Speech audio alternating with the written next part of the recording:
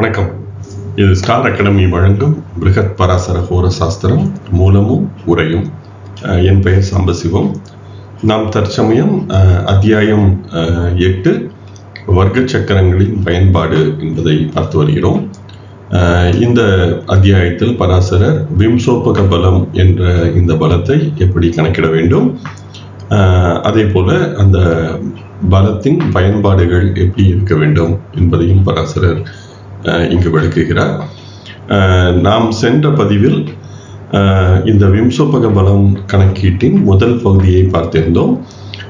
அந்த முதல் பகுதியில் பராசரர் இந்த வர்க்க விஸ்வா என்று சொல்லப்படுகின்ற தொகுப்பு அல்லது ஒரு அக்ரிகேட் வேல்யூ என்ற ஒவ்வொரு வர்க்க சக்கரத்திற்கும் ஒவ்வொரு வர்க்க தொகுப்பிற்கும் ஷட்வர்க்கம், சப்தவர்க்கம், தசவர்க்கம், சோடச வர்க்கம் என்று ஒவ்வொரு வர்க்க தொகுப்பிற்கும் அல்லது ஒவ்வொரு வர்க்க தொகுப்பிலும் உள்ள ஒவ்வொரு வர்க்க சக்கரத்திற்கும் எந்த விதமான வெயிட்டேஜ் அல்லது மதிப்பு தரப்பட்டுள்ளது, இதை பராசரர் தொகுப்பு மதிப்பு என்ற விதமாக வர்க்க விஸ்வா என்ற விதமாக சொன்னார். அதாவது ஸ்தூல பலம் என்ற விதமாக ஒரு தொகுப்பு மதிப்பெண், ஒரு ஜெனரல் வேல்யூ, பொது மதிப்பு என்ற விதமாக விளக்கியிருந்தார்.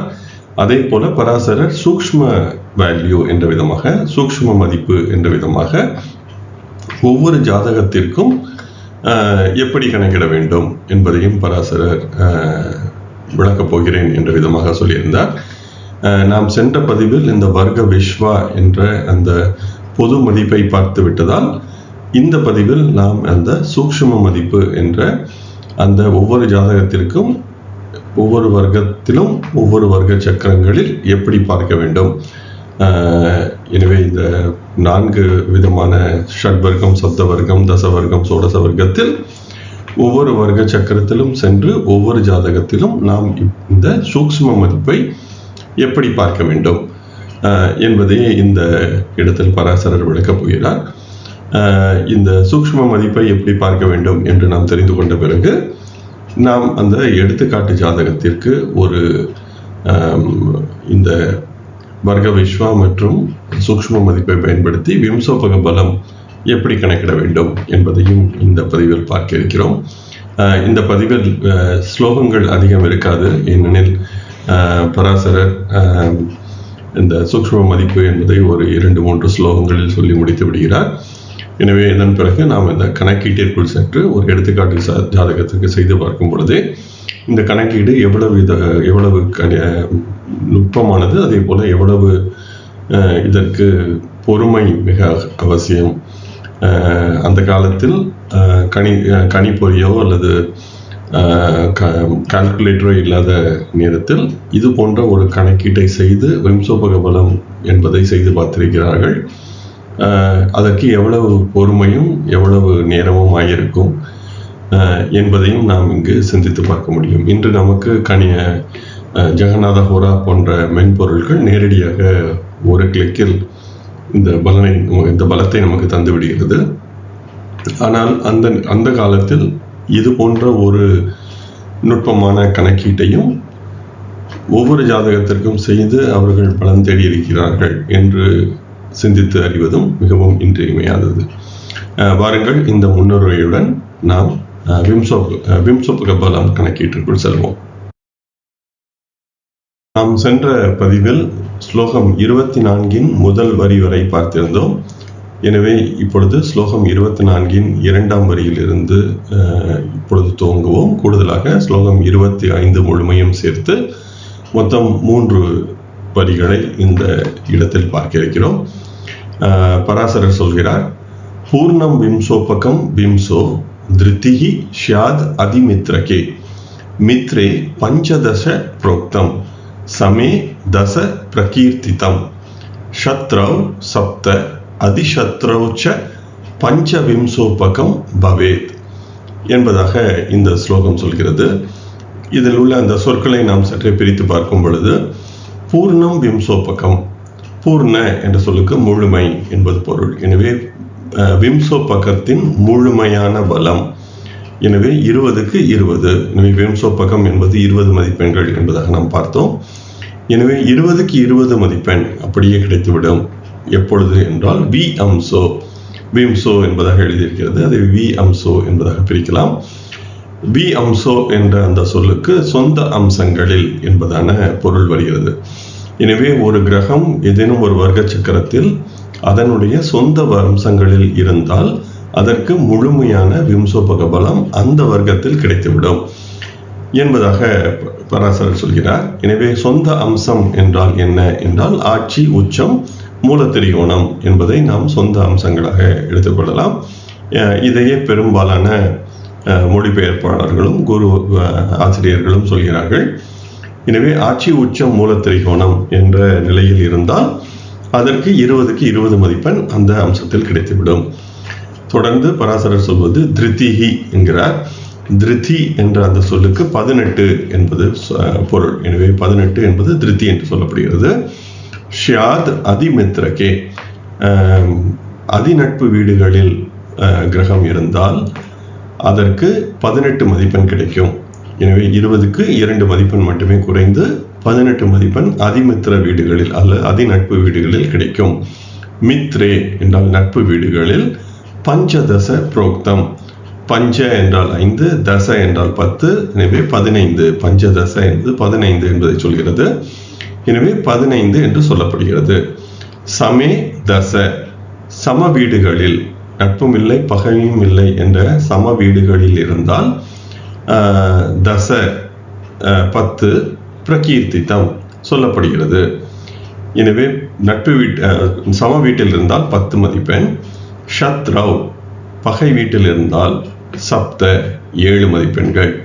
அதிசத்ரௌச்ச, அதிபகை வீடுகளில் இருந்தால் பஞ்ச விம்சோபகம் 5 விம்சோபக பலம் என்று ஆகிறது. பவேத் என்கிறார் பராசரர். எனவே பராசரர் இந்த பஞ்சாத சம்பந்தம் என்று சொல்லப்படுகின்ற ஐவகை நட்பு பகை என்பதை வைத்து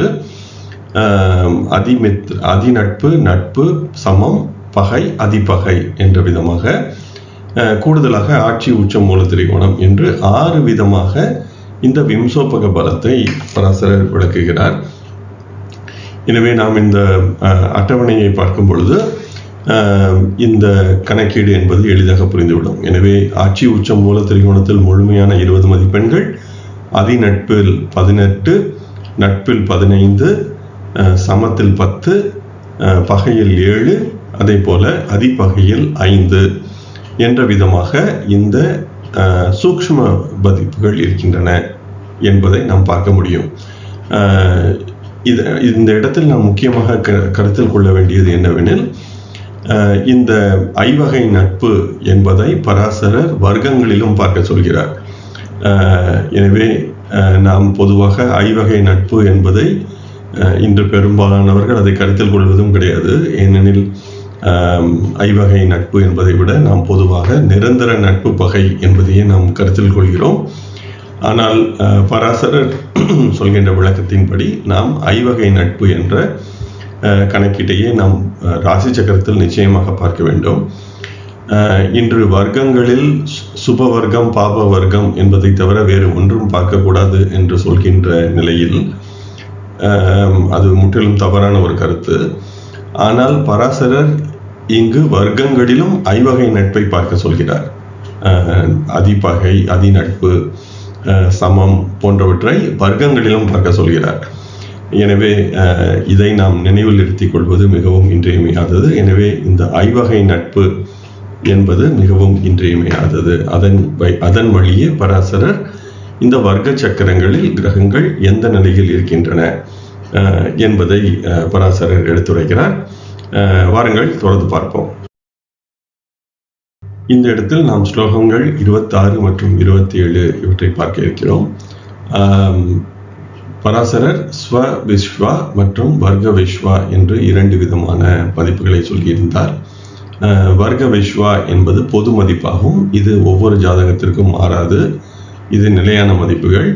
இவை ஒவ்வொரு தொகுப்பு வர்க்கத்திற்கும், ஷட்வர்க்கம், சப்த வர்க்கம் போன்ற தொகுப்பு வர்க்கத்திற்கு ஒவ்வொரு வர்க்க சக்கரத்திற்கும் என்ன மதிப்பீடு, என்ன தொகுப்பு மதிப்பீடு. இப்பொழுது ஷட்வர்க்கத்தில் ராசி என்பது 6 மதிப்பு, 20க்கு 6 மதிப்பெண் என்ற விதமாக ஒரு தொகுப்பு மதிப்புகளை வர்க்க விஸ்வா என்றார்.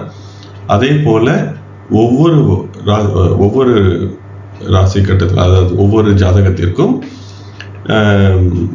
உள்ள கிரகங்களின் நிலையை வைத்து நாம் சூக்ஷ்ம பலம் என்ற ஸ்வ விஸ்வா என்று சொல்லப்படுகின்ற பலத்தை கணக்கிட வேண்டும் என்று சென்ற பக்கத்தில் பார்த்தோம். ஆட்சி உச்சம் மூல திரிகோணத்தில் இருந்தால், அதிநட்பில் இருந்தால், சமத்தில் இருந்தால் என்ற விதமாக இப்பொழுது இவை இரண்டையும் பயன்படுத்தி எப்படி நாம் இந்த விம்சோபக பலத்தை கணக்கிட வேண்டும் என்பதை பராசரர் இங்கு விளக்கப் போகிறார். அதனைத் தொடர்ந்து விம்சோபக பலத்தின் பொதுவான பலன்களையும் இந்த இடத்தில் பராசரர் சொல்கிறார். வாருங்கள் என்ன சொல்கிறார் என்று பார்ப்போம். வர்க்க விஸ்வாஹ ஸ்வ விஸ்வக்னாஹ பூர்ண விம்சதி பாஜிதாக, மன்னிக்கவும், புனர் விம்சதி பாஜிதாக விஸ்வா ஃபலோ உபயோக்கியம் தத் பஞ்சோனம் ஃபலதோ ந ஹி ததூர்வம் ஸ்வல்ப ஃபலதம் ததோர்த்வம் மத்தியமம் ஸ்மிருதம் தித்யூர்தம் பூர்ணஃபலதம் போத்தியம் சர்வம் கச்சாரினாம் என்பதாக இந்த ஸ்லோகம் சொல்கிறது. எனவே இப்பொழுது இந்த சொற்களை நாம் பிரித்து பார்ப்போம்.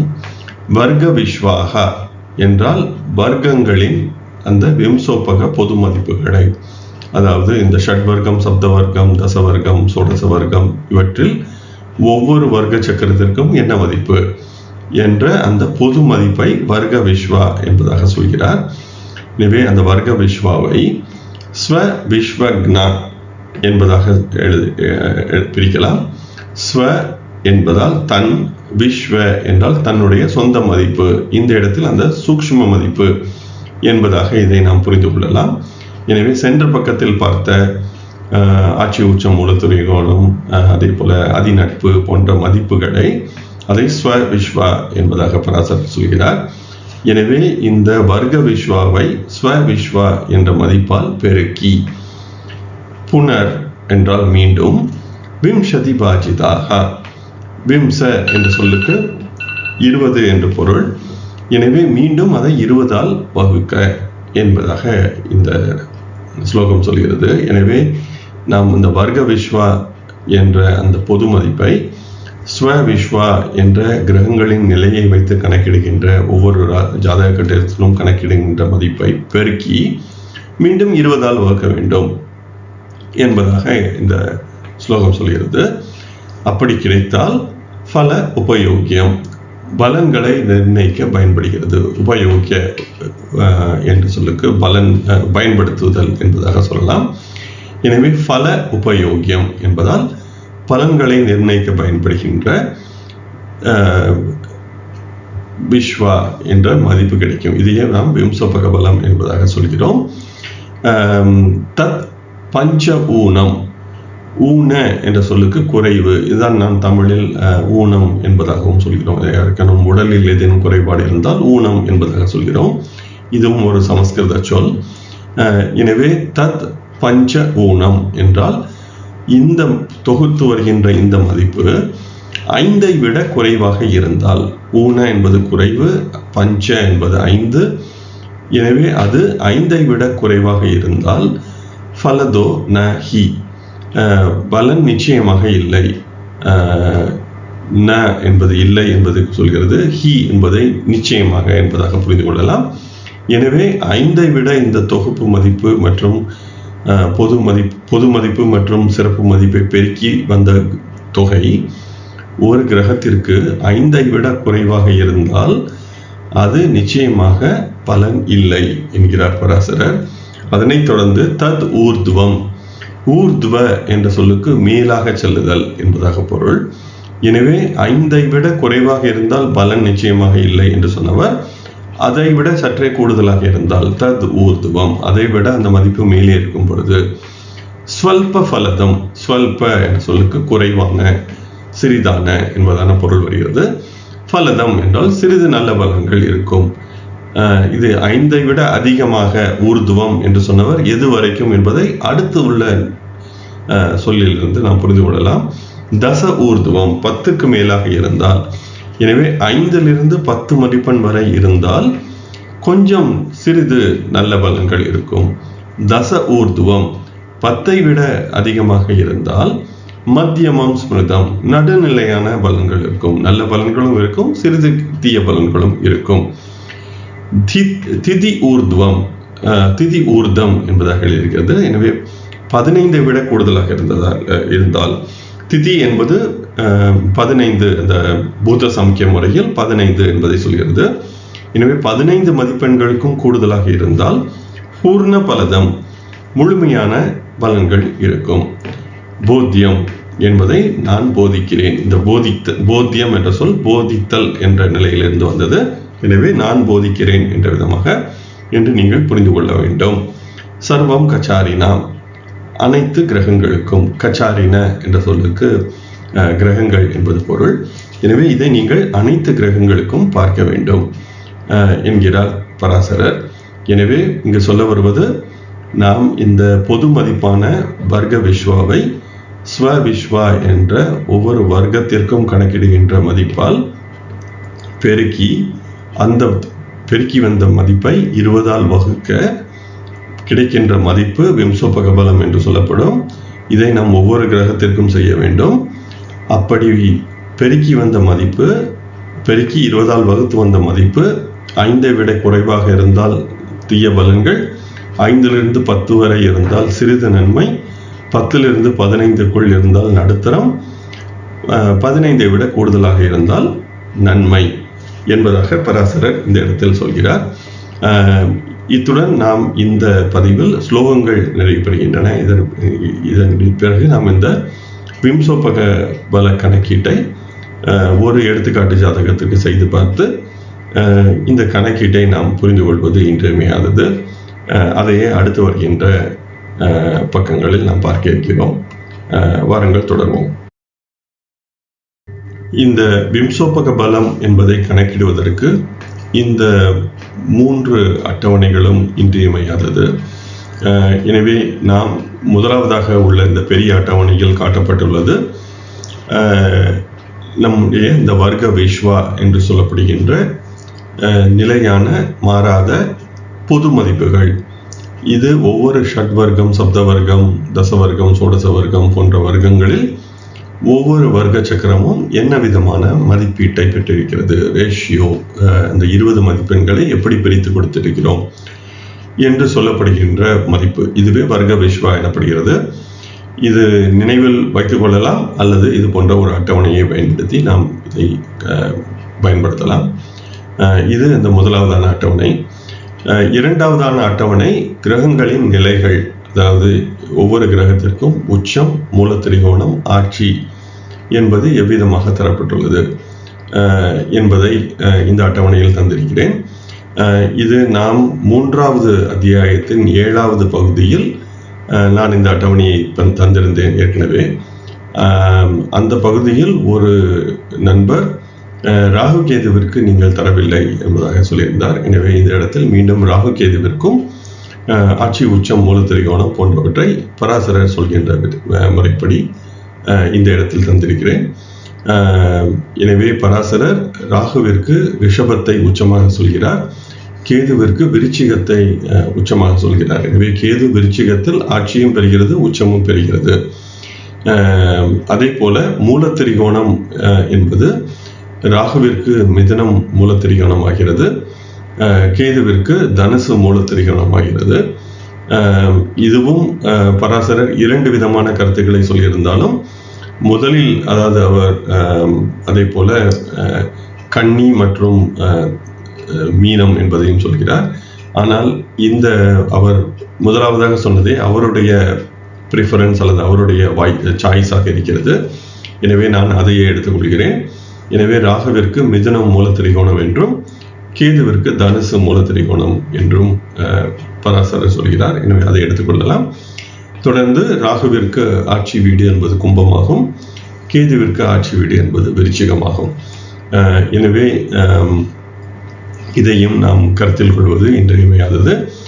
அதே போல இந்த கிரக உறவு என்பதை பார்க்கும் பொழுது ஆட்சி, உச்சம், மூலத்திரிகோணத்திற்கு 20 மதிப்பெண்களும், அதிநட்புக்கு 18, நட்பிற்கு 15, சமத்திற்கு 10, பகைக்கு 7, அதிபகைக்கு 5 என்ற விதமாக இந்த ஸ்வ விஸ்வா என்ற சிறப்பு மதிப்பு, சூக்ஷ்ம மதிப்பு என்பதையும் பராசரர் தந்திருக்கிறார்.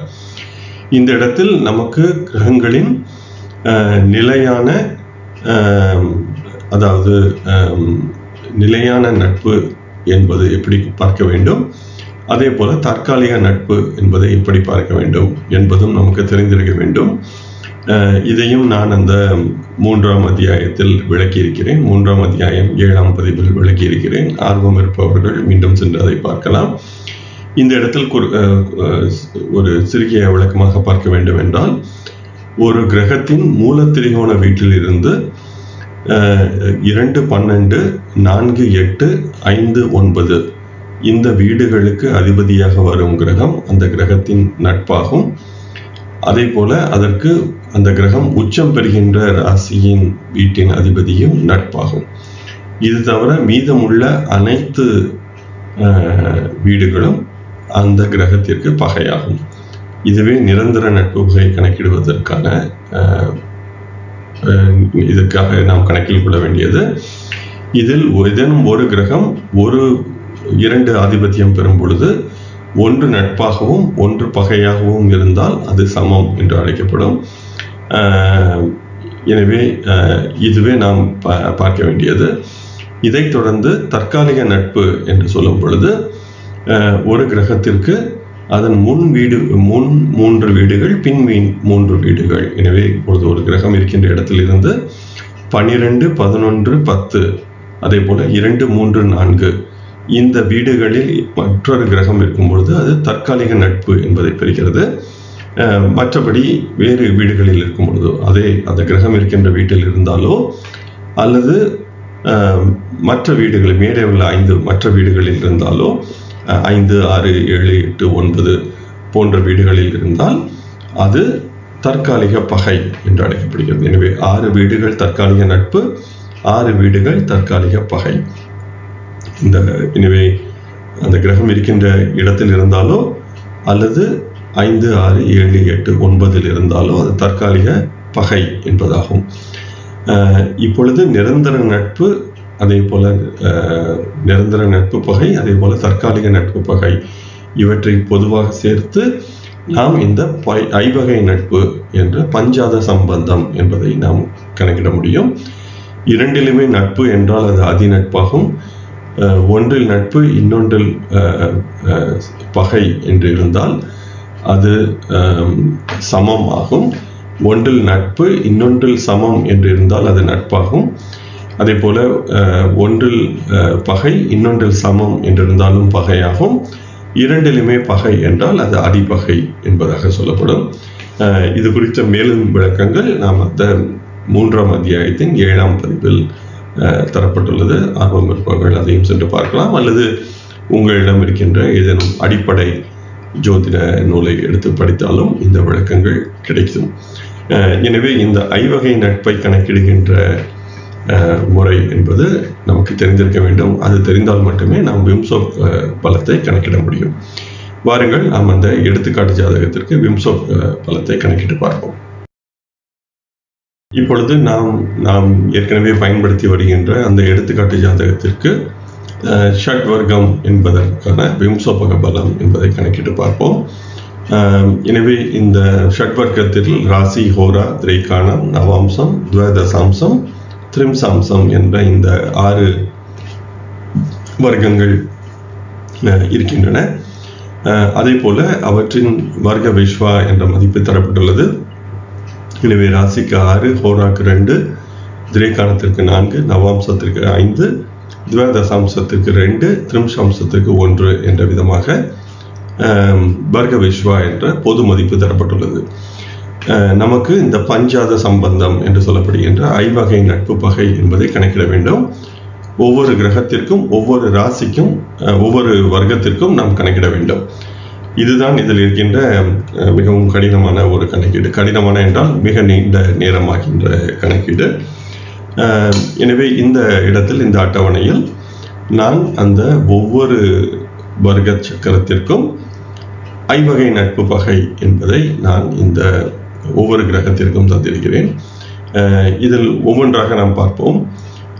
எனவே இதில் இருக்கின்ற அந்த கலர் கோட் என்பதை பார்க்கும் பொழுது, இந்த வண்ணத்தை நீங்கள் ஒப்பிட்டு பார்க்கும் பொழுது கிரகம் எந்த நிலையில் இருக்கிறது என்பதையும் நாம் பார்க்க முடியும். எனவே இந்த பர்பிள் என்ற கத்திரிக்காய் வண்ணத்தில் பார்க்கும் பொழுது அது ஆட்சி உச்சம் அல்லது மூல திரிகோணம் என்ற ஏதேனும் ஒரு நிலையில் இருக்கும்.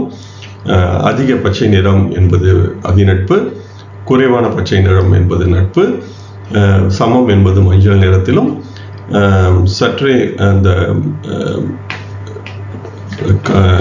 பிங்க் வண்ணம் மற்றும் கருப்பு வண்ணம் கலந்த நிறம் என்பது பகையாகவும், சற்றே கருப்பு வண்ணம் என்பது அதிபகை என்பதாகவும் நான் இந்த வண்ணத்தை காட்டியிருக்கிறேன். அதே போல சில நட்பு பகை போன்ற விளக்கங்கள் நான் சிவப்பு நிறத்தில் எழுதியிருக்கிறேன். அது சிவப்பு நிறத்தில் எழுதப்பட்டுள்ள அந்த உதாரணமாக ராசி சக்கரத்தில் ராகு சமம் 10 என்பதை நான் சிவப்பு நிறத்தில் எழுதியிருக்கிறேன். அதே போல ராசி சக்கரத்தில் கேது என்பதையும் நான் சமம் என்பதை சிவப்பு நிறத்தில் எழுதியிருக்கிறேன். இது என்னவெனில், எங்கெல்லாம் இப்படி சிவப்பு நிறத்தில் எழுதப்பட்டுள்ளதோ அது ஜெகநாத ஹோராவிலிருந்து மாறுபடுகிறது என்பதை நாம் தெரிந்து கொள்ள வேண்டும். எனவே எங்கெல்லாம் இந்த கணக்கீட்டில் நான் சிவப்பு வண்ணத்தில் காட்டியிருக்கிறேனோ இது ஜெகநாத ஹோராவிலிருந்து மாறுபடுகிறது. ஏனெனில் ஜெகநாத ஹோரா நம்மை ராகு கேதுவிற்கான உச்ச நீச்ச வீடுகளை தேர்வு செய்ய அனுமதிக்கிறது.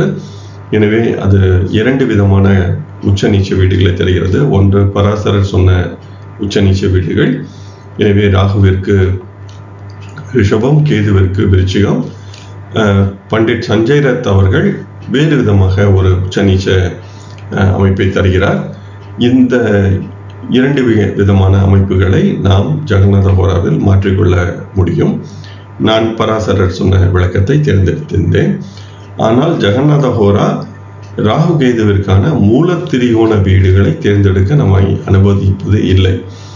எனவே அந்த சாஃப்ட்வேருக்கு உள்ளே திரு நரசிம்மராவ் அவர்கள் எந்த விதமாக ராகு கேதுவிற்கு உச்ச வீடு மூல திரிகோண வீடுகளை எடுத்திருக்கிறாரோ அதே போன்ற மூல திரிகோண வீட்டின் அமைப்பிலேயே இந்த கணக்கீடு என்பது அமைந்திருக்கிறது. எனவே பொதுவாக நாம் ராகு கேதுவிற்கான கணக்கீட்டை பார்க்கும் பொழுது இந்த பராசரர் சொன்ன கணக்கீட்டிலிருந்து ஜெகநாத ஹோரா சற்றே மாறுபட்டிருக்க வாய்ப்பு இருக்கிறது. எனவேதான் நீங்கள் ராகு கேதுவிற்கான கணக்கீட்டை பார்க்கும் பொழுது நிறைய இடங்களில் சிவப்பு வண்ணம் இருப்பதை பார்க்க முடியும். மற்ற கிரகங்களுக்கு அதிகமாக இல்லை. ஆனாலும் நான் இங்கு சொல்ல விரும்புவது என்னவெனில், என்னுடைய கருத்துப்படி ஜெகநாத ஹோரா ஒரு சில கணக்கீட்டு பிழைகளை தருகிறது இந்த வர்க்க விம்சோபகம் என்பதை கணக்கிடும் பொழுது என்பதாக நாம் இங்கு சொல்ல வேண்டியிருக்கிறது. எடுத்துக்காட்டாக துவாதசாம்சத்தில் சூரியன் பகை என்று எழுதி அதை நான் சிவப்பு வண்ணத்தில் காட்டியிருக்கிறேன். அது ஏன் பகை என்று நான் சொல்கிறேன் என்பதை விளக்குகிறேன். ஆனால் ஜெகநாத ஹோரா அதை சமம் என்பதாக எடுக்கிறது. எனவே அந்த கணக்கீட்டில் சற்றே மாறுபட்ட பலன்களும் வருவதற்கு வாய்ப்பு இருக்கிறது. இதனைத் தொடர்ந்து இந்த பெரிய அட்டவணையை நாம் பார்க்கும் பொழுது ஒன்றில் பலம் என்று எழுதியிருக்கிறேன், இன்னொன்றில் ஜே ஹோரா என்பதாக எழுதியிருக்கிறேன். பலம் என்பது என்னுடைய கணக்கீட்டில் வந்த விம்சோபக பலம். அது அதே போல ஜே ஹோரா என்பது ஜெகநாத ஹோரா தருகின்ற விம்சோபக பலம். இப்பொழுது இரண்டுமே கருப்பு நிறத்தில் இருந்தால் என்னுடைய கணக்கீட்டிற்கும் ஜெகநாத ஹோரா தருகின்ற கணக்கீட்டிற்கும் எந்த வேறுபாடும் இல்லை, பெரிய வேறுபாடும் இல்லை என்பதாக நாம் சொல்ல முடியும். சில இடங்களில் நான் என்னுடைய கணக்கீட்டை சிவப்பு வண்ணத்தில் தந்திருக்கிறேன். எடுத்துக்காட்டாக ராகு மற்றும் கேது, இது அந்த ஜெகநாத ஹோராவிலிருந்து பெரிதளவு மாறுபடுகிறது என்பதாக சொல்லலாம். ஆனால் ராகு கேதுவிற்கு மாறுபட்டால் அது நான் ஏற்கனவே சொன்னது போல மூல திரிகோணம் ராகு கேதுவிற்கு எது என்பதில் மாறுபட்ட கருத்துக்கள் உள்ளன. நான் மிதுனத்தை ராகுவிற்கான மூல திரிகோணம் என்றும் தனுசை கேதுவிற்கான மூல திரிகோணம் என்றும் எடுத்து பராசரர் சொன்னபடி இந்த கணக்கீட்டை செய்திருக்கிறேன். திரு நரசிம்மராவ் அவர்கள் மற்ற மூலத்திரிகோண வீடுகளை, மற்ற ஆசிரியர்கள் சொல்கின்ற மூலத்திரிகோண வீடுகளை எடுத்து அவர் கணக்கீடு செய்திருக்கலாம். எனவே ராகு கேதுவிற்கு பொதுவாக ஜெகநாத ஹோராவுடன் ஒத்து போகவில்லை நான் செய்கின்ற கணக்கு. ஆனால் பெரிதளவு வேறுபாடு இல்லை எனில் நாம் அதை ஏற்றுக்கொள்ளலாம். ஆனால் இது நமக்கு தெரிந்திருக்க வேண்டும். ஜெகநாத ஹோரா சற்றே மாறுபட்டு இந்த விளக்கங்களை தருகிறது என்பது தெரிந்திருக்க வேண்டும் என்பதற்காகவே ஜெகநாத ஹோரா தருகின்ற கருத்தையும் இங்கு தந்திருக்கிறேன். சனிக்கு மட்டும் நான் பச்சை நிறத்தில் காட்டியிருக்கிறேன். 15.75 என்பதை நான் பச்சை நிறத்தில் காட்டியிருக்கிறேன். ஏனெனில் இந்த இடத்தில் ஜெகநாத ஹோரா தவறு செய்கிறது என்பதாக என்னுடைய எண்ணம். ஏனெனில் நான் இந்த கணக்கீட்டை ஒப்பிடுவதற்கு மட்டுமே எனக்கு கிட்டத்தட்ட ஒரு 7-8 மணி நேரங்கள் ஆனது. ஏனெனில் இந்த 4 வர்க்கங்களுக்கும் செய்து முடிப்பதற்கு. ஏனெனில் நாம் ஜெகநாத ஹோரா போன்ற மென்பொருளை பயன்படுத்தும் பொழுது என்னுடைய பொதுவான நம்பிக்கை என்னவெனில் அது அனைத்து கணக்கீடுகளையும் சரியாக செய்கிறது என்பது என்னுடைய பொதுவான நம்பிக்கை. ஆனால் சற்றே சென்று நுட்பமாக பார்க்கும் பொழுது அதிலும் பிழைகள் இருப்பது தெரிய வருகிறது. எனவே அது எந்த இடத்தில் பிழை இருக்கிறது என்று கண்டறிய வேண்டும் என்பதற்காக சற்றே நான் ஒவ்வொரு கிரகமாக ஜெகநாத ஹோரா தருகின்ற நட்பு, பகை, அதிநட்பு போன்ற விவரங்களை எல்லாம் சேகரித்து நான் ஒவ்வொரு கிரகமாக, ஒவ்வொரு வர்க்கமாக ஒப்பிட்டு பார்த்து சரியாக இருக்கிறதா இல்லையா என்று பார்ப்பதற்கு எனக்கு அதிக அளவு நேரமானது. நீங்களும் ஒரு முறை இதை செய்து பார்ப்பது நல்லது. எனவே இது நம்முடைய கணக்கீட்டை மேம்படுத்திக் கொள்வதற்கும் ஜெகநாத ஹோரா தருகின்ற கணக்கீடுகள் சரியாக இருக்கிறதா இல்லையா என்று நீங்கள் உறுதி செய்து கொள்வதற்கும் இது போன்ற ஒரு பயிற்சி என்பது உதவியாக இருக்கும் என்பது என்னுடைய கருத்து. எனவே இந்த இடத்தில் சனிக்கு மட்டும் நாம் பார்க்கும் பொழுது சனியின் வர்க்கத்தில் அமைந்துள்ள நிலைகள் என்பது நான் தந்துள்ளதும் ஜெகநாத ஹோரா தந்துள்ளதும் சரியாகவே இருக்கிறது. ஆனால் ஜெகநாத ஹோரா சனிக்கு இந்த குறிப்பிட்ட ஜாதகத்திற்கு வர்க்க விம்சோபகம் 12.8 என்று தருகிறது.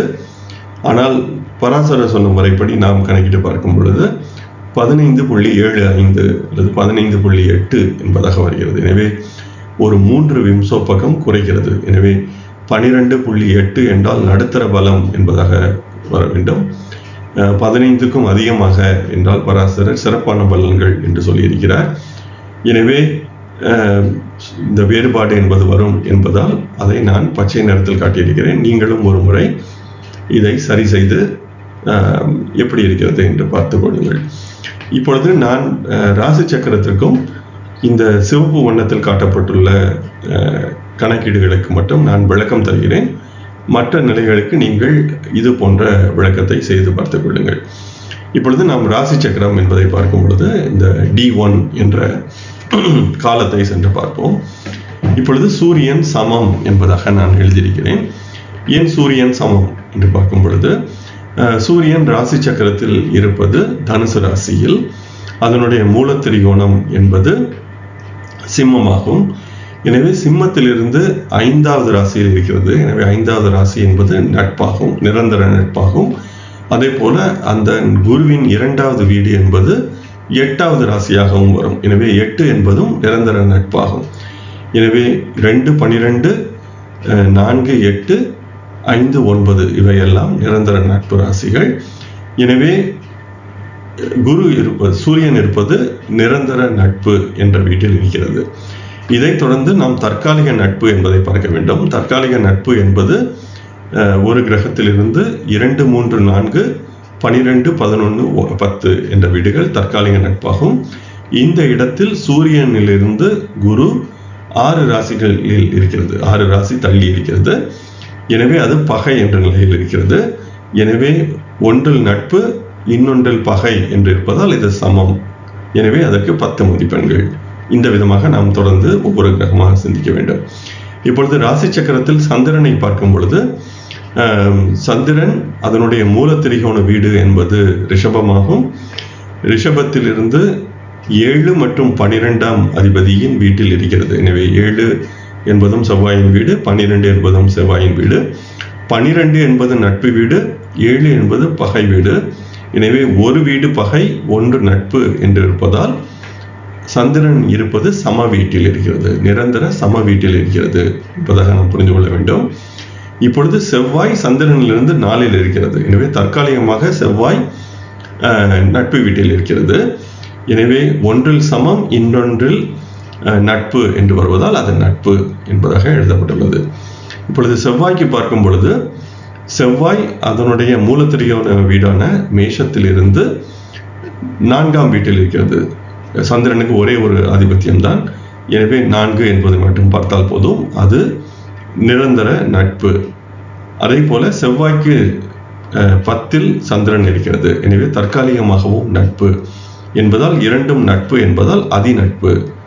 தொடர்ந்து புதனை பார்க்கும் பொழுது மூலத்திரிகோணம் கன்னியிலிருந்து 4 மற்றும் 7ஆம் வீடுகளுக்கு அதிபதியான குருவின் வீட்டில் இருக்கிறது. 4 என்பது நட்பு, 7 என்பது பகை. ஒரு பகை ஒரு நட்பு என்று இந்த 2 ஆதிபத்தியங்களும் வருவதால் புதனிற்கு குரு சமம் நிரந்தரமாக. அதனைத் தொடர்ந்து புதனிற்கு குரு 6இல் இருக்கிறது. எனவே தற்காலிகமாக பகையில் இருக்கிறது. சமம் மற்றும் பகை என்று வருவதால் புதனிற்கு பகை என்ற நிலையில் புதன் இருக்கிறது. இப்பொழுது குரு என்பதை பார்க்கும் பொழுது தனுசிலிருந்து மூலத்திரியோணம், எனவே தனுசிலிருந்து கணக்கிட வேண்டும். தனுசிற்கு 6, 11 என்ற 2 வீடுகளில் ஆதிபத்தியம் பெறுகின்ற சுக்கிரனின் வீட்டில் இருக்கிறது. இரண்டுமே பகை வீடுகள். எனவே குரு நிரந்தர பகை என்ற இடத்தில் இருக்கிறது. ஆனால் சுக்கிரன் குருவிற்கு 10இல் இருக்கிறது. எனவே தற்காலிகமாக சுக்கிரன் நட்பு நிலையில் இருக்கிறது.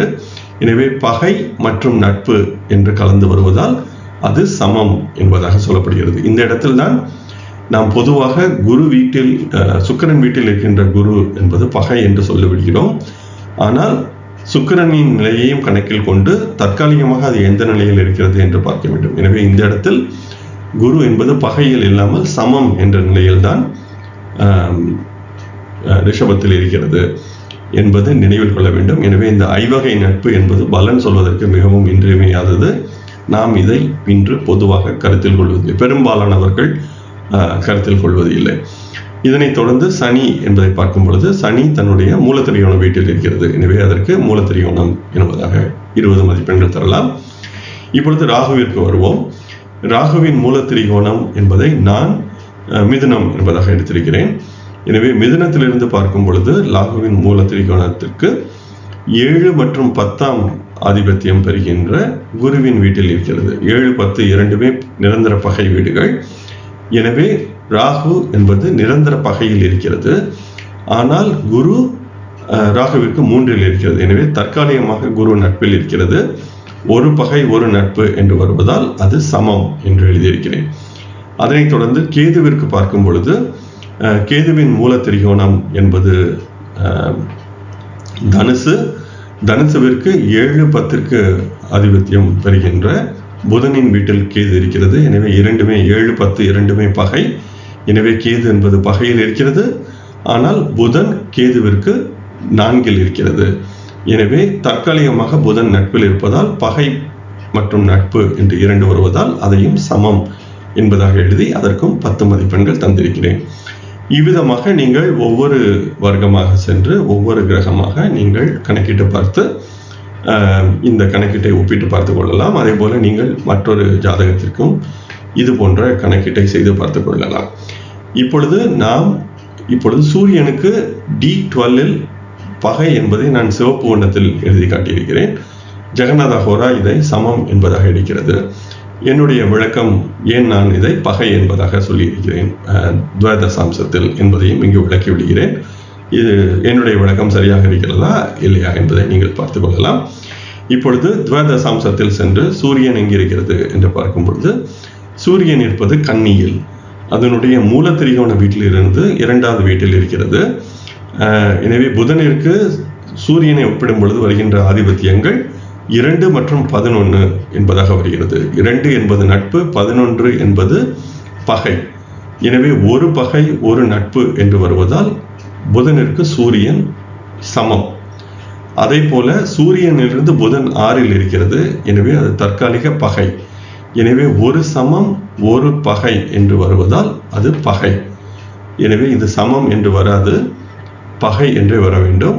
ஜெகநாத ஹோரா இதை சமம் என்பதாக எடுக்கிறது. எனவே தான் இந்த கணக்கீட்டில் மாறுபாடுகள் வருகிறது. எனவே இதுவே அந்த D12 என்பதற்கான சிவப்பு வண்ணத்தில் எழுதப்பட்டுள்ள விளக்கம்.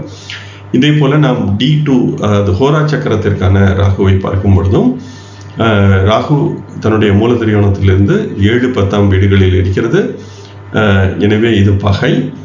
ஆனால் குரு 4 இருக்கிறது. எனவே அது நட்பு. ஒரு பகை ஒரு நட்பு என்பதால் சமமாகிறது. இப்பொழுது நாம் கேதுவை பார்க்கும் பொழுது கேது தன்னுடைய மூல திரிகோணமான தனுசிற்கு 1 மற்றும் 4ஆம் வீடுகளுக்கு அதிபதியான வீட்டில் இருக்கிறது. 1 4 மூல திரிகோணம் மற்றும் 4ஆம் வீட்டின் அதிபதியான குரு என்பதால் கேதுவிற்கு குரு நிரந்தர நட்பு என்ற நிலையில் வரும். இப்பொழுது கேது குருவிற்கு 4 குரு கேதுவிற்கு 4 இருப்பதால் தற்காலிகமாகவும் நட்பு என்பதால் இரண்டும் சேர்த்து அதிநட்பு என்பதாக கேதுவிற்கு எழுதப்பட்டுள்ளது. ஆனால் ஜெகநாத ஹோரா இதை நட்பு என்பதாக எடுக்கிறது. எனவே இந்த கணக்கீட்டில் வேறுபாடுகள் வருகின்றன. ஏனெனில் ராகு கேதுவிற்கான வேறுபாடு என்பதை என்னால் எளிதில் விளக்கிவிட முடியும். ஏனெனில் ஜெகநாத ஹோரா வேறு ராசிகளை ராகு கேதுவிற்கான மூல திரிகோணமாக எடுத்துக்கொள்ள வாய்ப்பிருக்கிறது. இப்பொழுது திரைக்காணத்தில் ராகுவிற்கு பார்ப்போம். அதிபகை என்பதாக எழுதியிருக்கிறது. திரைக்காணத்தில் ராகு தன்னுடைய மூல திரிகோணமான மிதுனத்திலிருந்து 7 10ஆம் வீட்டு அதிபதியான குருவின் வீட்டில் இருக்கிறது.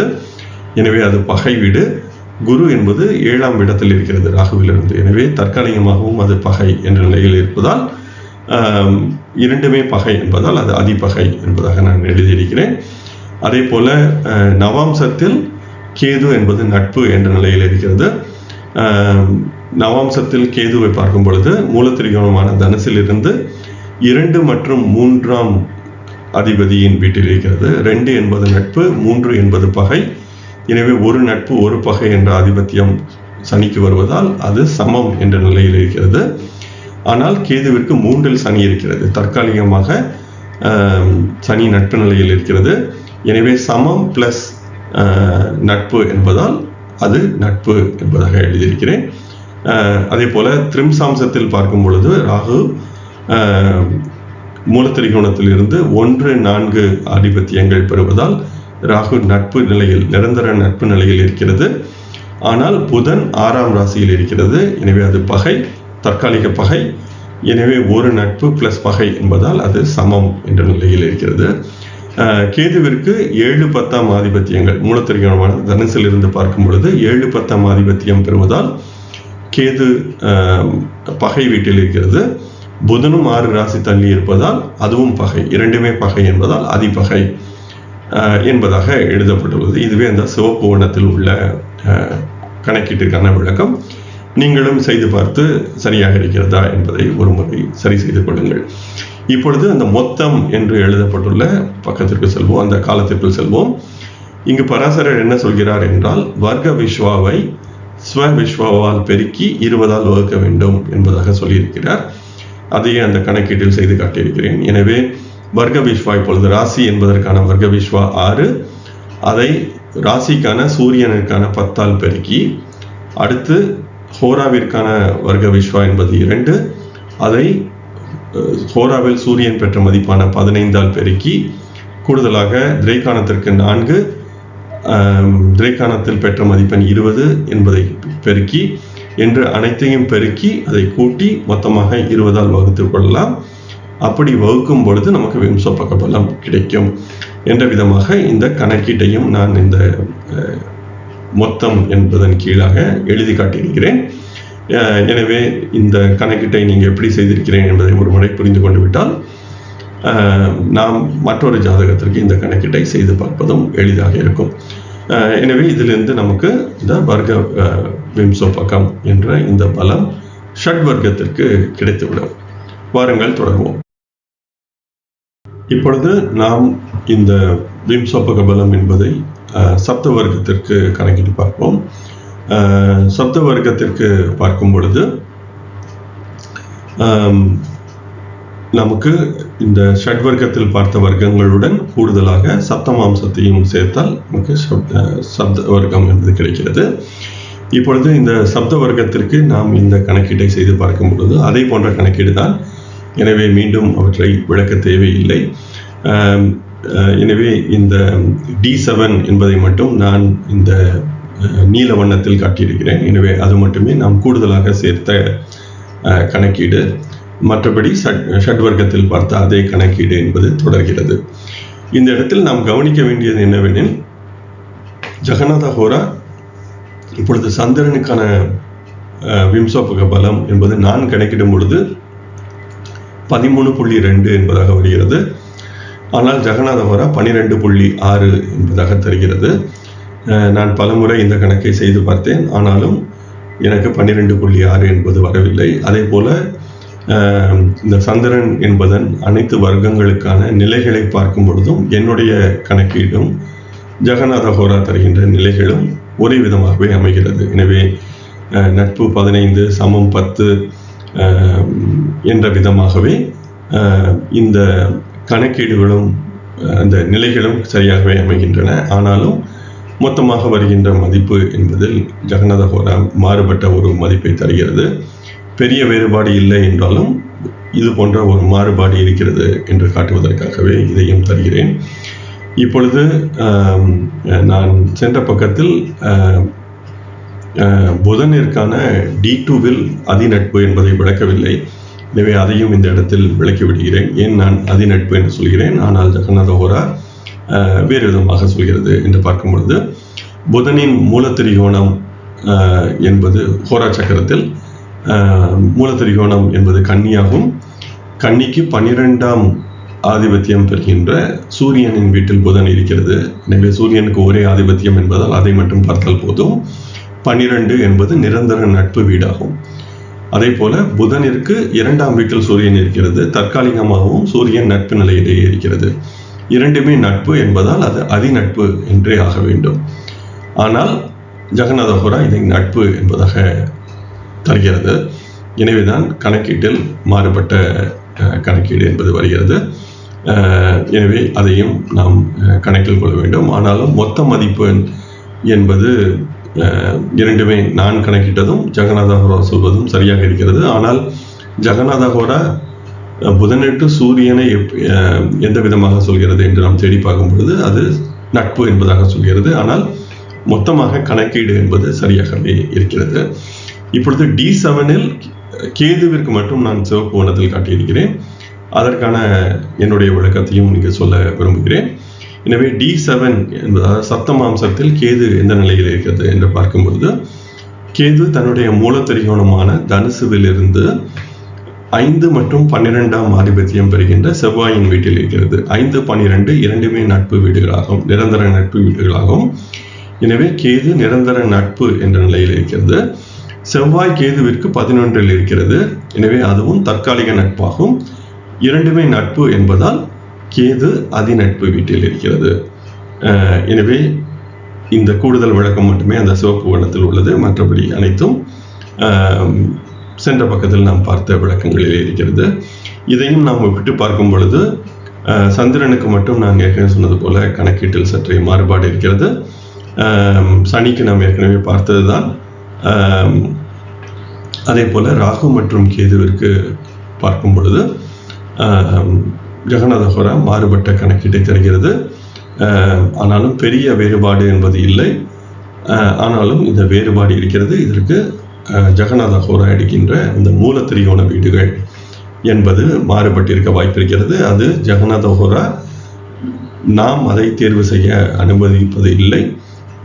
உங்களில் யாருக்கேனும் அது மூலத்திரிகோணத்தை மாற்றுவதற்கு வாய்ப்பு இருக்கிறது என்று தெரிந்தால் சொல்லுங்கள், நானும் தெரிந்து கொள்கிறேன். எனவேதான் இந்த ராகு கேதுவிற்கான விம்சோபக பலம் என்பதில் மாறுபாடு என்பது தொடர்கிறது. இப்பொழுது நாம் தசவர்க்கம் என்பதற்கு கணக்கிட்டு பார்ப்போம். சப்த வர்க்கத்துடன் தசாம்சம், சோடசாம்சம் மற்றும் ஷஷ்டி அம்சம் என்ற மூன்றையும் சேர்க்க நமக்கு தசவர்க்கம் என்பது கிடைக்கிறது.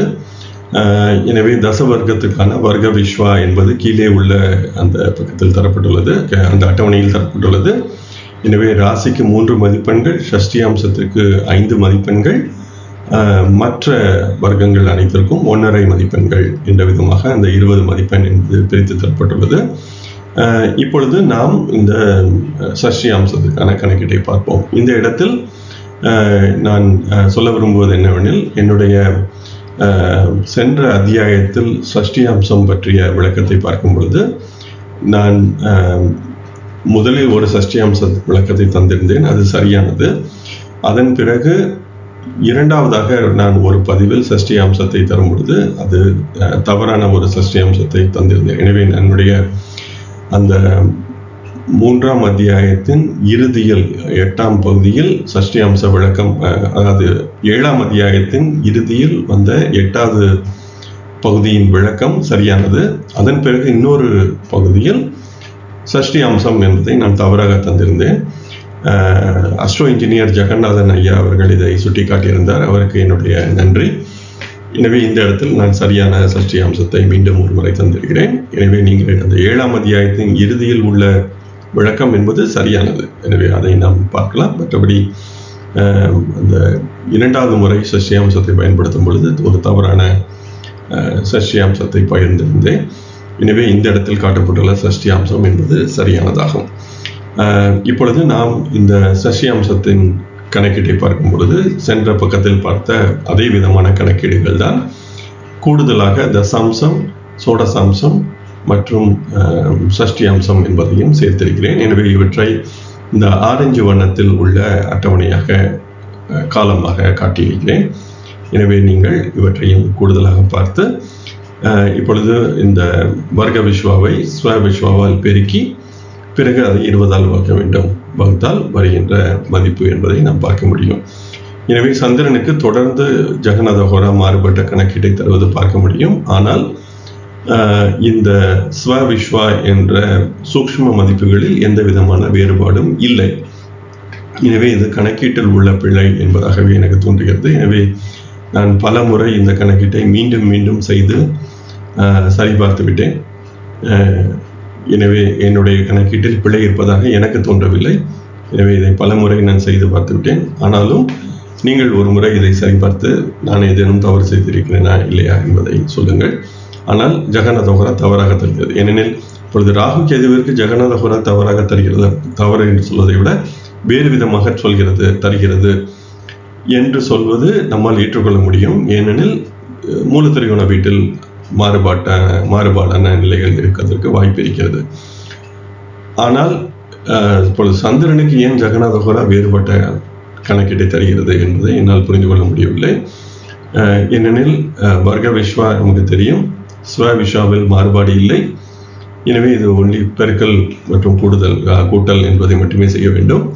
அதில் ஏன் மாறுபட்ட எண்கள் வருகிறது என்பதை எனக்கு புரிந்து கொள்ள முடியவில்லை. இதே போல நாம் குருவை பார்த்தாலும் அதிலும் மாறுபட்ட கணக்கீடு இருப்பது பார்க்க முடியும்.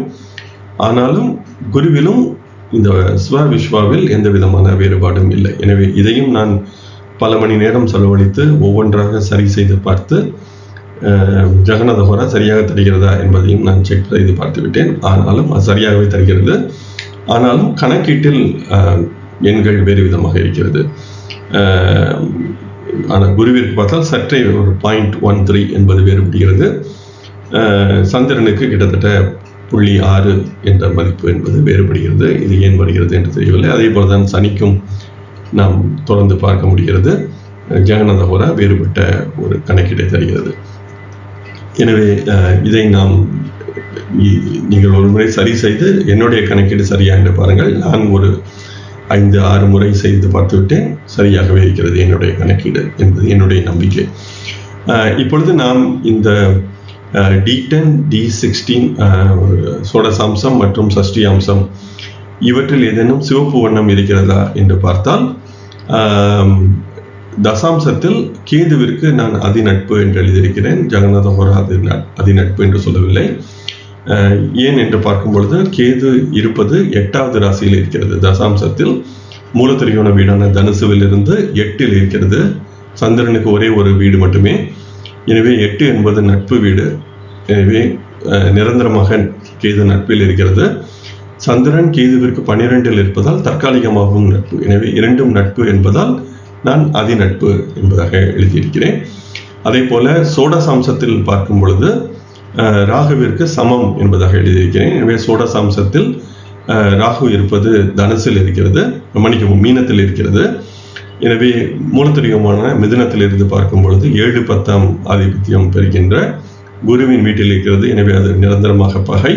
ஆனால் குரு ராகுவிற்கு 3 இருப்பதால் தற்காலிகமாக நட்பு. எனவே பகை மற்றும் நட்பு என்பதால் சமம் என்பதாக எழுதியிருக்கிறேன். இப்பொழுது கேதுவும் அதே இடத்தில் தான் இருக்கிறது. கேதுவின் மூலத்திரிகோணமான தனுசில் இருந்து பார்க்கும் பொழுது 1-4 ஆதிபத்தியம் பெறுகின்ற குரு. எனவே அது நட்பு. குரு 3 இருப்பதால் அதுவும் நட்பு. எனவே நட்பு அதி நட்பு என்பதாக எழுதியிருக்கிறேன். அதே போல D60 சஷ்டி அம்சத்தில் பார்க்கும் பொழுது ராகு இருப்பது கும்பத்தில். கும்பம் என்பது ராகுவின் ஆட்சி வீடு. எனவே அதை நான் ஆட்சி என்பதாக எழுதியிருக்கிறேன். ஜெகநாத ஹோரா இதை ஆட்சி என்று எடுக்கவில்லை. அதே போல கேதுவிற்கு பார்க்கும் பொழுது கேது இருப்பது சிம்மத்தில். எனவே தனுசுவான மூலத்திரிகோணத்தில் இருந்து பார்க்கும் பொழுது 9ஆம் வீட்டில் இருக்கிறது. சூரியனுக்கு ஒரே வீடுதான். எனவே 9 என்பது நட்பு, நிரந்தர நட்பாகும். சூரியனும் 4 இருப்பதால் அதுவும் நட்பு. எனவே இரண்டுமே நட்பு என்பதால் அதி நட்பு என்பதாக அதையும் எழுதியிருக்கிறேன். எனவே இதுவே என்னுடைய கணக்கீட்டிற்கான விளக்கம். மற்றபடி மற்ற கிரகங்களுக்கு நீங்களே ஒரு முறை செய்து பார்த்தால் உங்களுக்கு இந்த கணக்கீடு சரியாக இருக்கிறதா இல்லையா என்பது தெரியும். அதே போல நீங்கள் மற்றொரு ஜாதகத்திற்கும் இது போன்ற ஒரு கணக்கீட்டை செய்து பார்த்தால் உங்களுக்கு இந்த பராசரர் சொல்கின்ற இந்த இத்தனை விதமான ஒரு கணக்கீட்டை செய்து இந்த விம்சோபக பலம் என்பதை அவர் ஏன் கணக்கிட சொன்னார் என்பது நமக்கு புரிய வரும். இந்த இடத்தில் கூடுதலாக ஒரு செய்தி என்ன சொல்ல விரும்புகிறேன் என்றால், நான் பொதுவாக இப்பொழுது நான் இந்த சஷ்டி அம்சத்திற்கு கேதுவிற்கு விளக்கியது போல கேதுவிலிருந்து 4 சூரியன் இருக்கிறது. எனவே நட்பு என்பதாக நான் சொல்கிறேன். ஆனால் கேதுவிலிருந்து சூரியன் 4வது ராசியில் இருக்கிறது. அது 4வது பாவத்தில் இருக்கிறதா என்று பார்ப்பதே சரியானதாக இருக்கும். நான் என்ன செய்தேன் என்றால், இது போன்ற ஒரு நிலையில் இருக்கும்போது 3 இருந்தால் நான் நேரடியாக அதை 3 என்பதாக எடுத்து விடுவேன். எனவே பாவம் என்பது மாறினாலும் அது 4க்கு தான் போகும். எனவே 4 என்பது ஏற்கனவே நட்பு, தற்காலிக நட்பு என்பதாக தான் இருக்கிறது. ஆனால் இப்பொழுது சூரியன் கேதுவிற்கு 4 இருக்கிறது என்பதால் அது பாவம் மாறினால் 5க்கு போவதற்கும் வாய்ப்பு இருக்கிறது என்பதால் நான் சஷ்டி அம்சத்தில் பாவங்கள் அமைத்து கேதுவை லக்னமாக மாற்றி பிறகு சூரியன் 4 இருக்கிறதா இல்லையா என்பதையும் செக் செய்து பார்த்தேன். எனவே கேதுவிற்கு 4 சூரியன் இருக்கிறதா என்று பார்ப்பது முக்கியமானது.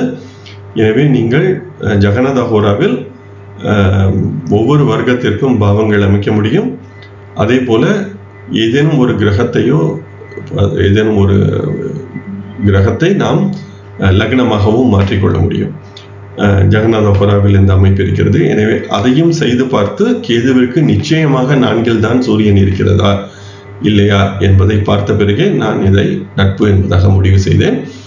இந்த 4, அதாவது ஒரு கிரகத்திற்கு 4 அல்லது 10 ஏதேனும் ஒரு கிரகம் இருந்து அதை நாம் நட்பு, தற்காலிக நட்பு என்று முடிவு செய்யும் பொழுது மட்டுமே இதை பார்க்க வேண்டும்.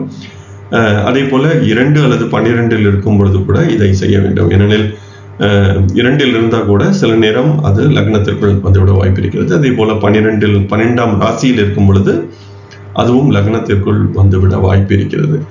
எனவே அந்த 2, 12, 4, 10 என்ற நிலைகளில் இருக்கும் பொழுது அது நிச்சயமாக தற்காலிக நட்பில் தான் இருக்கிறதா இல்லையா என்பதை உறுதி செய்து கொள்வதற்கு இது போல அந்த கிரகத்தை நீங்கள் அந்த வர்க்கத்திற்கு பாவங்கள் அமைத்து அந்த குறிப்பிட்ட கிரகத்தை லக்னமாக மாற்றி நாம் இந்த கணக்கீட்டை செய்து கொள்வது நல்லது. ஆனால் இது மிக மிக துல்லியமாக இந்த வர்க்க விம்சோபகம் தேவை என்று செய்யும் பொழுது மட்டுமே இது தேவைப்படும். ஆனால் நமக்கு தோராயமாக எனவே பராசரர் ஒரு ரேஞ்ச் என்பதாக மட்டுமே இந்த வர்க்க விம்சோபகத்தை சொல்கிறார். 5க்கும் குறைவாக, 5லிருந்து 10, 10லிருந்து 15, 15க்கும் மேலாக என்ற விதமாக ஒரு ரேஞ்ச் என்ற விதமாக ஒரு மதிப்பையை பராசரர் சொல்கிறார். இப்பொழுது ஒரு ரேஞ்ச் என்பதை மட்டுமே பார்க்க வேண்டும் என்றால் இது போன்ற துல்லியமான கணக்கீடுகள் தேவை இருக்காது. ஆனாலும் இது போலவும் செய்யலாம் என்பதற்காகவே இந்த விளக்கம். இப்பொழுது நாம் இந்த பக்கத்தில் சோடச வர்க்கம் என்பதற்கான விம்சோபக பலத்தை கணக்கிட்டு பார்ப்போம். இப்போ இதில் அனைத்து வர்க்கங்களுமே இந்த வர்க்கத்தில் அமைந்து விடுகிறது. அதே போல இதற்கான வர்க்க விஸ்வா என்ற பொது மதிப்புகளை, அனைத்து ஜாதகங்களுக்கும் பொதுவான மதிப்புகளை இந்த அட்டவணையில் தந்திருக்கிறேன்.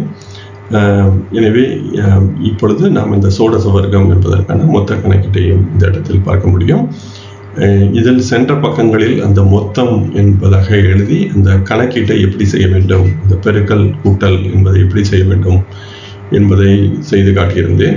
இடம் பற்றாத காரணத்தால் அதை இந்த இடத்தில் எழுதி காட்டவில்லை.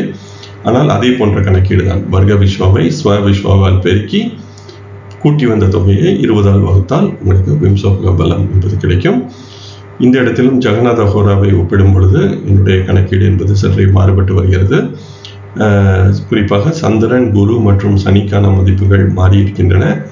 ஆனாலும் இந்த மூன்றிலும் இந்த ஸ்வ விஸ்வா என்பதில் எந்த விதமான வேறுபாடும் இல்லை. எந்த இடத்திலும் சிவப்பு வண்ணம் இல்லை. எனவே ஸ்வ விஸ்வா என்பது சரியாகவே இருக்கிறது. ஆனாலும் பெருக்கல் கூட்டலில் சற்றே மாறுபட்ட மதிப்புகள் வருவதை பார்க்க முடிகிறது. நான் பலமுறை என்னுடைய கணக்கீட்டை சரி செய்து பார்த்துவிட்டேன். நான் பிழை செய்திருப்பதாக எனக்கு தோன்றவில்லை. எனவே பல மணி நேரம் செலவழித்து இந்த கணக்கீட்டை செய்து பார்த்தேன். ஏனெனில் ஜெகநாத ஹோரா சரியாக தருகிறதா இல்லையா என்பதை உணர்ந்து கொள்வது மிகவும் இன்றியமையாதது. ஆனாலும் என்னுடைய கணக்கீடு சரியாக இருப்பதாகவே நான் கருதுகிறேன். நீங்களும் ஒரு முறை இதை செய்து பார்த்து நான் ஏதேனும் தவறு செய்திருக்கிறேனா இல்லையா என்பதை நீங்கள் சொன்னால் நான் எந்த இடத்தில் தவறு செய்திருக்கிறேன் அல்லது செய்யவில்லை என்பதும் எனக்கு தெரிய வரும். எனக்கு தெரிந்தவரை பிழை இல்லை என்பதாகவே எனக்கு தோன்றுகிறது. இப்பொழுது D4, D20, D24, அதாவது சதுர்த்தாம்சம், விம்சாம்சம், சதுர்விம்சாம்சம், பாம்சம், கவேதாம்சம், அக்ஷவேதாம்சம் என்பது மட்டுமே இந்த இடத்தில் கூடுதலாக நாம் சேர்த்துள்ள வர்க்கங்கள். அவை சிவப்பு வண்ணத்தில் காட்டப்பட்டுள்ளன. இந்த வர்க்கங்களில் பொதுவாக ராகு கேதுவிற்கு மட்டுமே நாம் எதிர்பார்த்தபடி கணக்கீடுகள் வேறு விதமாக அமைந்துள்ளன. இப்பொழுது சதுர்த்தாம்சத்தில் ராகு அதிபகை என்பதாக நான் எழுதியிருக்கிறேன். சதுர்த்தாம்சத்தில் ராகு இருப்பது தன்னுடைய மூல திரிகோண வீட்டிலிருந்து 7 மற்றும் 10ஆம் அதிபதியின் வீட்டில் இருக்கிறது. எனவே அது நிரந்தர பகை. குருவும் 5ஆம் 9ஆம் ராசியில் இருப்பதால் அதுவும் தற்காலிக பகை. எனவே இரண்டும் பகை என்பதால் அது அதிபகை என்பதாக எழுதப்பட்டுள்ளது. கேது இருப்பது தன்னுடைய 7 மற்றும் 10ஆம் அதிபதியான புதனின் வீட்டில். எனவே அது நிரந்தர பகை. ஆனால் புதன் கேதுவிற்கு 4இல் இருப்பதால் அது தற்காலிக நட்பு. எனவே இரண்டும் சேர்ந்து சமம் என்பதாக சதுர்த்தாம்சத்தில் எழுதப்பட்டுள்ளது. இப்பொழுது D20 என்ற விம்சாம்சத்திற்கு சென்று பார்ப்போம். இதுவும் என்னுடைய விம்சாம்சம் பற்றிய முதல் பதிவில் சற்றே மாறுபட்டு தந்திருந்தேன். அது தவறு. இந்த இடத்தில் காட்டப்பட்டுள்ள விம்சாம்சம் என்பது சரியான விம்சாம்சமாகும். சில இடங்களில் தவறான கணக்கீடு என்பது செய்திருந்தேன். இப்பொழுது இந்த விம்சாம்சம் என்பது அதாவது பரசர சொன்ன விளக்கம்படி அமைந்துள்ள விம்சாம்சம். எனவே நீங்கள் அந்த விம்சாம்ச கணக்கீட்டை சற்றே ஒரு முறை சரிபார்த்து கொள்ளவும். இப்பொழுது விம்சாம்சத்தில் ராகு எந்த நிலையில் இருக்கிறது என்று பார்த்தால், ராகு தன்னுடைய 7, 10ஆம் வீட்டு அதிபதியான குருவின் வீட்டில் இருக்கிறது. குருவும் அதே இடத்தில் இருக்கிறது என்பதால் இரண்டுமே பகை என்பதால் விம்சாம்சத்தில் ராகு அதிபகை. கேது தன்னுடைய மூல திரிகோணத்தில் இருப்பதால் அது திரிகோணம் என்பதாக 20 மதிப்பெண் தரப்பட்டுள்ளது. இப்பொழுது சித்தாம்சம் என்பதில் பார்க்கும் பொழுது ராகு தன்னுடைய மூல திரிகோணத்திலிருந்து 6, 11ஆம் வீட்டு அதிபதியின் வீட்டில் இருக்கிறது. அந்த அதிபதியும் அங்கேயே இருக்கிறது என்பதால் இது அதிபகை என்ற நிலையாகும். கேது தன்னுடைய உச்ச வீட்டில் இருக்கிறது என்பதால் சித்தாம்சத்தில் கேது உச்சம், அதுபோல ஆட்சி, எப்படி வேண்டாலும் எடுத்துக்கொள்ளலாம். எனவே அது உச்சமாகவும் எடுக்கலாம், அது ஆட்சி வீடாகவும் எடுக்கலாம். எதுவாக இருந்தாலும் 20 மதிப்பெண் என்பதால் அது ஆட்சி என்பதாக எழுதியிருக்கிறேன். பாம்சம் என்பதில் பார்க்கும் பொழுது ராகு தன்னுடைய மூல திரிகோணத்தில் இருக்கிறது, கேதுவும் மூல திரிகோணத்தில் இருக்கிறது. எனவே இரண்டுக்கும் 20 மதிப்பெண்கள்.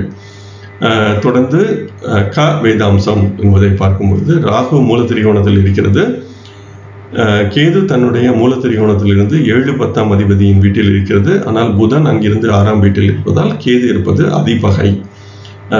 ராகு மூலத்திரிகோணம். அதே போல அக்ஷ வேதாம்சத்தில் பார்க்கும் பொழுது ராகு தன்னுடைய 1 மற்றும் 4ஆம் அதிபதி தன்னுடைய மூலத்திரிகோணத்திலிருந்து 1 மற்றும் 4ஆம் அதிபதியின் வீட்டில் இருக்கிறது. எனவே அது நட்பு, நிரந்தர நட்பு. புதனும் 11ஆம் வீட்டில் இருப்பதால் அதுவும் தற்காலிக நட்பு. எனவே இரண்டும் நட்பு என்பதால் அதிநட்பு என்பதாக எழுதலாம். கேதுவிற்கு பார்க்கும் பொழுது தன்னுடைய மூலத்திரிகோணத்திலிருந்து 7-10ஆம் அதிபதியின் வீட்டில் இருக்கிறது. எனவே அது பகை. புதன் 11ஆம் வீட்டில் இருப்பதால் அது நட்பு. ஒரு பகை ஒரு நட்பு என்பதால் அது சமம் என்பதாக கேதுவிற்கும் 10 மதிப்பெண் தந்திருக்கிறேன். எனவே இப்படி நாம் ஒப்பிட்டு பார்க்கும் பொழுது நமக்கு இந்த விம்சோபக பலம் என்பது நமக்கு கிடைத்து விடுகிறது. எனவே அதையும் இந்த இடத்தில் நாம் அட்டவணையிட்டு ஜெகநாத ஹோரா தருகின்ற கணக்கீட்டுடன் நாம் ஒப்பிட்டு பார்க்க முடியும். எனவே ஜெகநாத ஹோரா என்பது ஓரளவு பொதுவாக சரியான கணக்கீட்டை தருகிறது. ஆனால் ராகு கேதுவிற்கு பராசரர் சொல்கின்ற கணக்கீட்டுடன் ஒப்பிடும் பொழுது மாறுபட்டு வருகிறது என்பதை நாம் புரிந்து கொள்ள வேண்டும். இவ்விதமாக நாம் இந்த விம்சோபக பலம் என்பதை கணக்கிட முடியும். இந்த கணக்கீடுகள் ஒரே விதமான கணக்கீடுகள் தான். ஆனால் மிகவும் பொறுமையுடன் ஒவ்வொரு கிரகமாக ஒவ்வொரு வர்க்கமாக தனித்தனியாக பார்த்து இந்த கணக்கீட்டை செய்து பார்த்து அட்டவணையிட்டு இந்த பெருக்கல் கூட்டல் போன்றவற்றை எல்லாம் செய்து இந்த கணக்கீட்டை செய்ய வேண்டும். இதில் பிழைகள் வருவதற்கு நிறைய வாய்ப்புகள் இருக்கிறது. எனவே இது மிகவும் பொறுமையாக செய்யப்பட வேண்டிய கணக்கு. ஆனால் இவற்றை செய்து பார்க்கும் பொழுது அந்த காலத்தில் எந்த ஒரு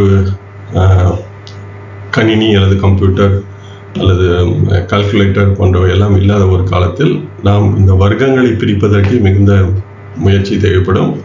அதன் பிறகு இந்த கணக்கீடுகளை செய்வதற்கு மேலும் பல முயற்சிகள் தேவைப்படும். இதையெல்லாம் செய்து பார்த்து இந்த கணக்கீட்டை செய்திருக்கிறார்கள் என்று எண்ணி பார்ப்பதும் நாம் இந்த கணக்கீட்டை செய்யும் பொழுது சிந்திக்க வேண்டிய ஒரு செய்தி என்பது என்னுடைய கருத்து.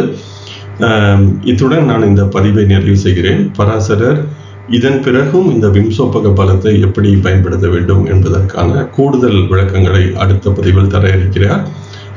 அதே போல இந்த 5க்கும் குறைவாக 5 முதல் 10, 10லிருந்து 15, 15க்கும் மேலாக என்ற இந்த பொது பலனையும் சற்றே விரிவுபடுத்தி அவர் வேறு விதமாகவும் இந்த விம்சோபக பலத்தை பயன்படுத்த சொல்கிறார்.